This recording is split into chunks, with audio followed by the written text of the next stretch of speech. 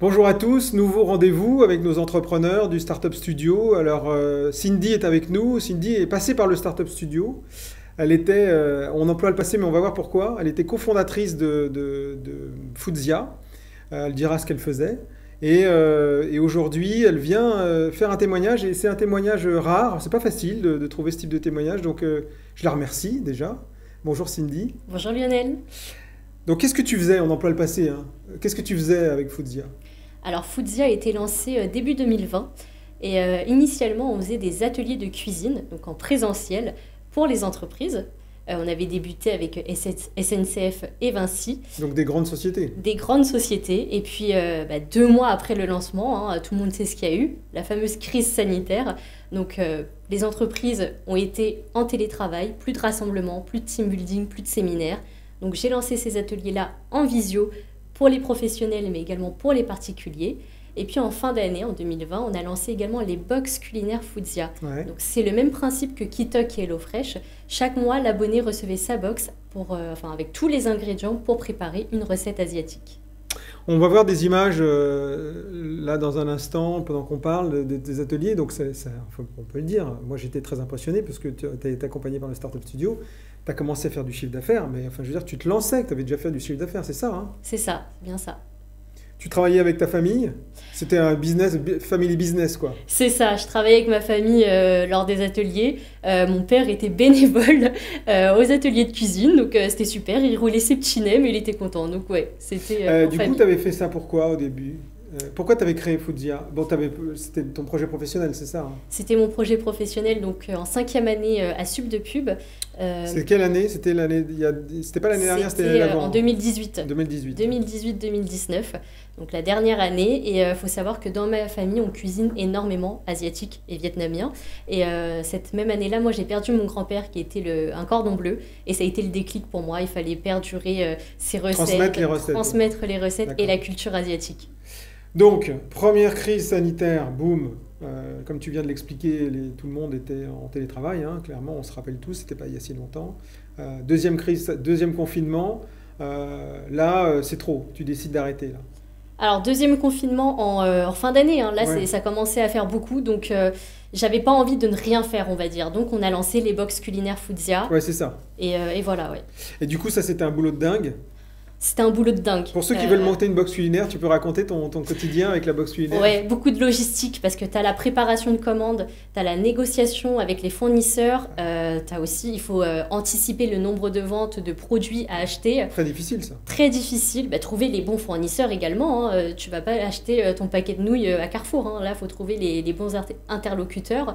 Donc préparer les colis, aller à la poste, envoyer les colis, bref. Régler tous les problèmes de colis qui n'arrivent pas. Exactement, les colis qui n'arrivent pas, les colis abîmés, le facteur qui sonne pas, enfin bref. Ouais, enfin, il faut régler tout ça. Ouais.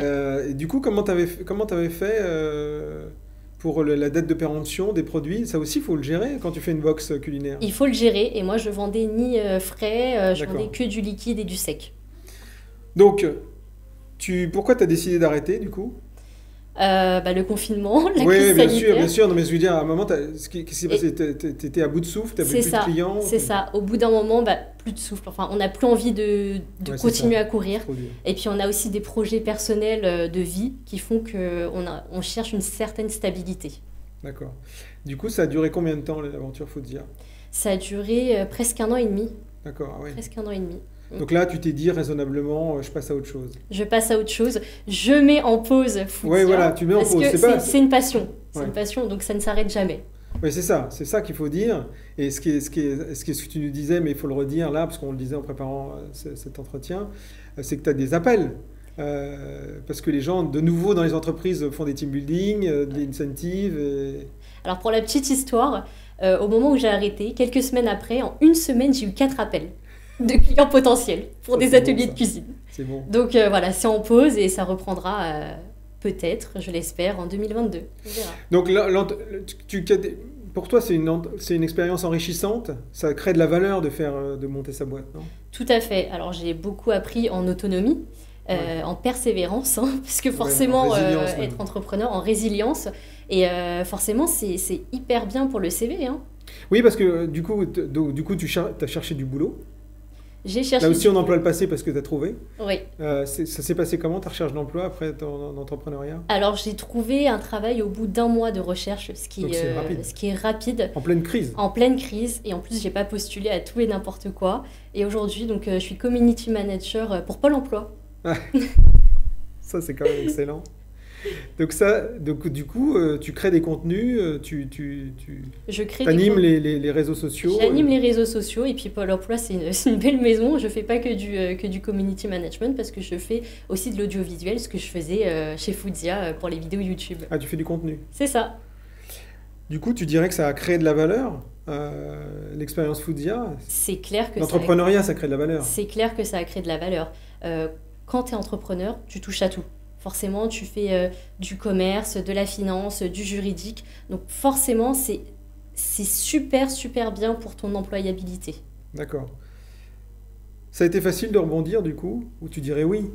Je dirais oui, mais la perception de l'entourage, peut-être tu peux nous en parler de ça? Ouais, enfin, en France, ça commence un peu à changer. Ouais. Mais c'est vrai qu'on voit ça comme un échec, Ouais. alors que moi, je le prends comme un apprentissage. D'accord. Ça m'a permis de rebondir. Oui, c'est une expérience professionnelle de plus, finalement. Exactement. Sauf que c'était ta boîte et que c'est fois 10 par rapport à un job normal. C'est ça. Et si c'était à refaire, du coup? Si c'était à refaire, je le referais sans hésiter.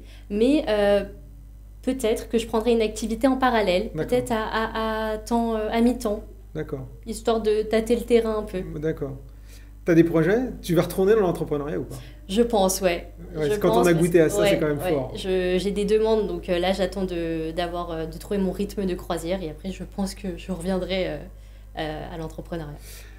Un dernier conseil, une dernière chose, pour ceux qui hésitent, qui se disent oh, qu'est-ce que je vais perdre? Est-ce que c'est risqué d'entreprendre? Qu'est-ce que tu leur dis à ces gens qui te disent ça? Alors c'est bateau, hein, et tout le monde dit ça, mais je pense qu'il faut oser. Il faut oser se lancer, on n'a rien à perdre, surtout à notre jeune âge. On a tout y à gagner et c'est de l'apprentissage, hein, tout simplement. Il n'y a pas de risque, quoi. Il n'y a pas de risque. Monter une boîte, c'est hyper simple, en quelques clics, c'est fait. Bon, merci Cindy. C'est un message important que je voulais que tu passes. C'est sympa de venir, c'est pas évident de parler de ça, pour tout ce qu'on vient d'évoquer. On se retrouve nous demain avec un autre entrepreneur qui nous racontera une autre histoire encore. Je te souhaite bonne continuation et puis tu nous tiens au courant si Foodsia sort de sa pause, évidemment. Absolument. Merci. Merci, au revoir.